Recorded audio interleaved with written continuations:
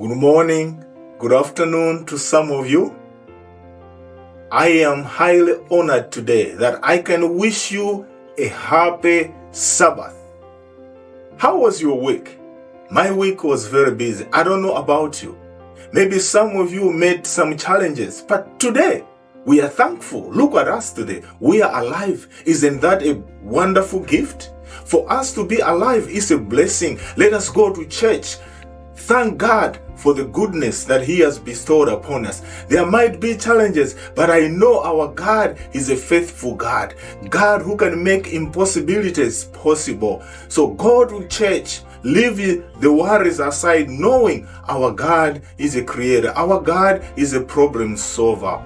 So when you go to church, worship God spiritually, mentally, physically.